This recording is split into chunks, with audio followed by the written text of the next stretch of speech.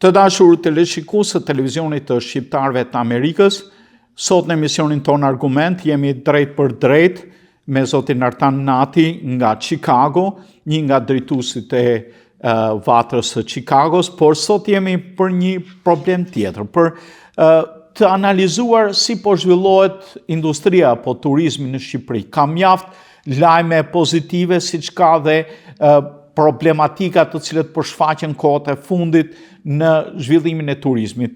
Artani ka qenë në Shqipëri për të kaluar pushimet e natyrisht ka shijuar në të mirë bukuritë e dheut ton, por krahas këtyre bukurive shpeshherë shfaqen edhe dukuri të cilët nuk janë aq pëlqyeshme dhe në vitet e ardhshme mund të shkaktojnë problematika në ruajtjen e nivelit të turizmit e të turistëve që vizitojnë vendin ton. Zoti Artan, mirëseardhët. Mirësejella, faleminderit për ftesën. Ta fillojmë si një histori e thjeshtë, ku kaluat pushimet dhe si i kaluat ato? Në fillimisht shkova në Pogradec për të takuar disa miq, po edhe për të parë natyrën dhe vendin atje. Pastaj kalova ca ditë në Dërmi. Mbas Dërmiut kam kaluar një ditë në Fier, dy ditë në Tiranë, edhe me kaq u mbyll me dhimbje se donim të rrinim akoma.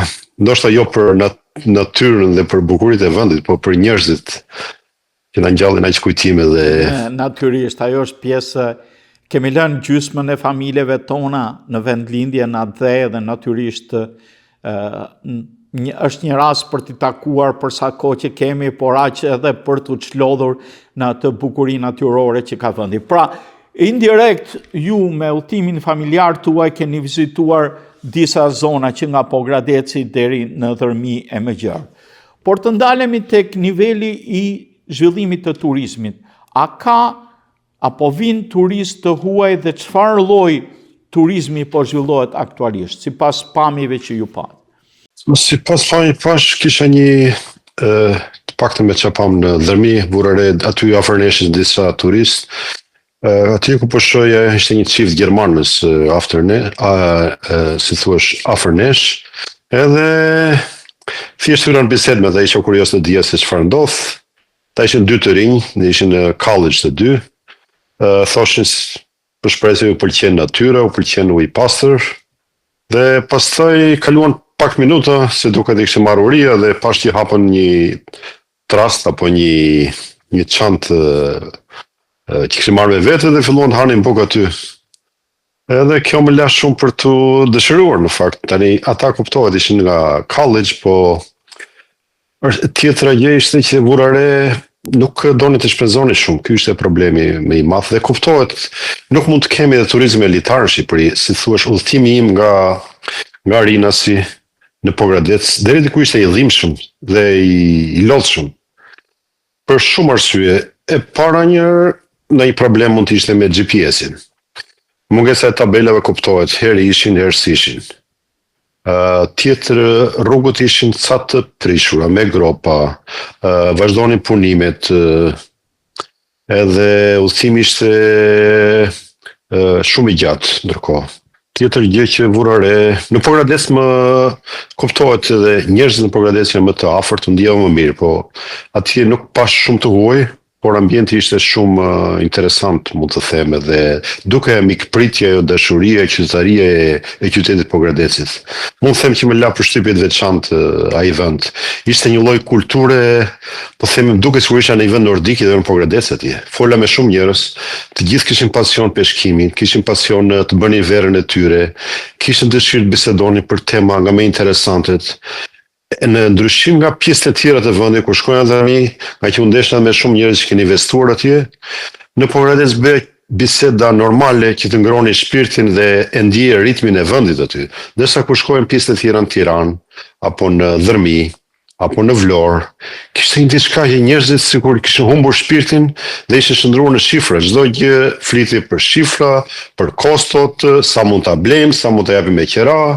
Dhe kjo ishte vetëm një bisedë e ditës, sikur njerëzit jetonin vetëm kush të dukej më i pasur dhe më suksesshëm, ndërkohë që koncepti për suksesin mendoj ishte tërësisht i gabuar atje, sepse në vend ta masë suksesit me pastrimin e shpirtit, me arritjet morale, çdo gjë ishte kthyer në para, në qera dhe në dollar apo euro. Po ndoshta është sezoni turistik që i tërheq, sepse gjatë këtij sezoni veror ata mund të arrijnë të fitojnë më shumë, po të flasim për dërmiun edhe jugun e Shqipërisë. Megjithatë ajo që ju thatë është se turizmi në Shqipëri është turizëm çantash, student që vinë që janë më të atraksionuar nga lëvizjet, kështu po siç thonin italianët një kohë turista fajdate. Domethënë turist që bën vetë, po pa qenë me grup turistik të caktuar.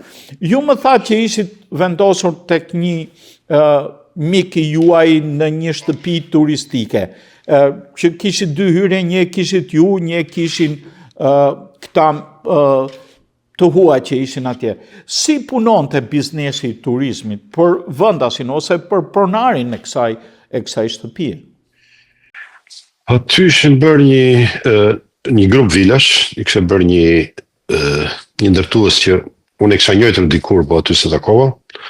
Edhe mund të ishin bërë rreth 50 vila, ndërkohë që vazhdonin purimet edhe më lart, edhe Majtas, edhe Djathës, dhe gjithmonë duke ajo, si thuash, rrëmuja e punimeve ndërtim. Megjithatë, kishin bërë një punë të mirë, mund të them, edhe ajo që vura re aty, tarifat më duken shumë të larta, sepse ata pretendonin aty që të jepnin një apartament, mund ta them, se ishte townhouse, kishin ndarë në dy hyrje.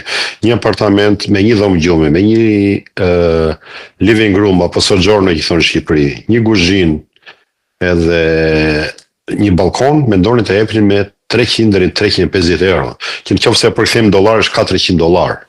Nata? Dita? Po. Oh. Një ditë 24 orë. Po nëse një familje do kaloj 10 ditë i bin $3,000. Tani, nëse një familje kalon 10 ditë i bie $4,000 në fakt. Nëse flasim 350 euro, 350 euro janë $400. Okej, me $4,000 ai mund të shkojnë në çdo cep të botës, madje all included, si thonë, të përfshirë të gjitha. Po mirë, kjo rrjedh nga dëshira e pangopsia e dikujt për të fituar, se kjo mund të bëj nesër që të mos i kesh më këto turist, as ato studentët që kishin ardhur për të kaluar vakancat së bashku. Nuk e di, mua kisha një ndjesi që sikur të dyja palët e ndërtuesit, ata ishin blerë, kam përshtypjen se po gënjenin njëri tjetrin në këtë histori, sepse unë bëra kurioz. Mbasi ndonjë aty te miqtë e mi që më thanë rrisa të duash, mikpritja ishte fantastike, mund të them. Por të nesër më moran telefon një hotel aty dhe ata më thanë është 95 euro qëndrimi në hotel. Hoteli ishte relativisht i mirë dhe i ri, ndoshta një vjeçar. Edhe kjo përfshinte edhe çadrën, edhe mëngjesin. Edhe këtë po i thosh atyre, ju duhet të mendoni të bërni llogarinë ashtu siç është realisht, jo çfarë premtojnë të tjerët. Por ata ishin të gjithë, folë edhe me 2-3 persona të tjerë, folë edhe me një ndërtues që kishte bërë edhe 16 vila atje, dhe të gjithë më thoshin të njëjtën gjë që kaq është pazari i sotshëm. Mua më duk jo e habitshme, po mund të them fantastike për nga mënyra se si mendonin ata. Nuk mendoj se ka bazë. Dhe atë që thatë dhe juve që parë, edhe unë këtë mendoj, unë kam qenë disa herë me paket në Jamaica, apo në Dominican Republic, apo në Meksik, dhe atë që thatë juve, ne kemi paguar aty si çift rreth $2,600-2,700, kushtet kanë qenë, mund të them, shumë herë më të mira se sa në Shqipëri, dhe të gjitha të përfshira, pjesë shumë të mira, ushqime shumë e mirë, dhe shërbim në det, siç e dini ju, dhe nuk e di ku e mbështesin këta ndërtues shqiptar, por edhe blerës shqiptar këtë lloj ideje.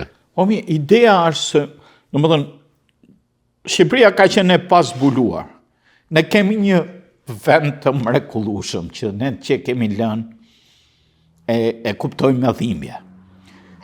Me bukurinë natyrore, por drejtimi i ekonomisë nuk është vetëm turizmi të marim se që të marim, sepse turisti që vjen sot, nëse ti nuk i kryon kushtet, nuk të vjen më.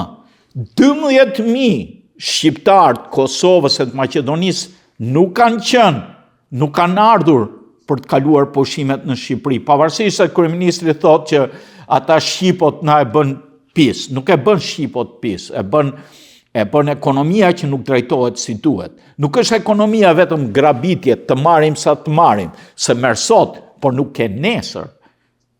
E kjo më duket si një investim pa perspektivë, se nuk mund ta mbështetësh vetëm ekonominë të turizmi të jep. Ne kemi parë Spanjën, që sot e kësaj dite ka bukurit bukura natyrore, po njerëzit aty, vendasit, po protestojnë se nuk duan më turist.